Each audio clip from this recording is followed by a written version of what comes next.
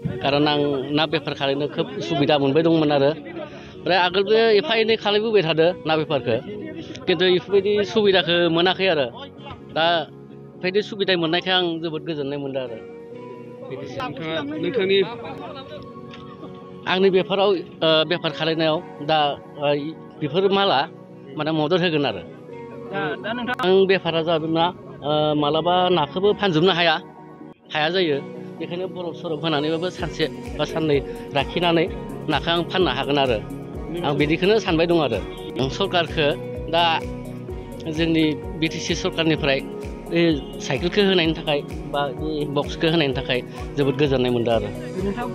जाराबारि गामिनिफ्राय फैदों बेफारखौ आं मिलन बाजार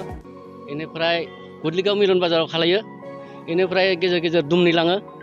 बेनिफ्राय ना बेफार खालामनाय बेसेसो बोसोरसो आं ना बेफार खालामनायाथ' गोबां बोसोरानो जाबाय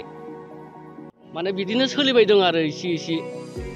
गेजेरावनो थाथ'यो बिनिफ्राय आरो गेजेरावनो खालायफिनो थिग बिदि जाबाय थादों आरो চৰকাৰে আগতে আমি পোৱা নাছিলোঁ এনেকৈ আগতে যিটো চৰকাৰ চৰি গ'ল একে চাইকেল পোৱা নাই বা বাইকো পোৱা নাই এতিয়া যিয়ে ধৰক চাইকেল এখন পালেও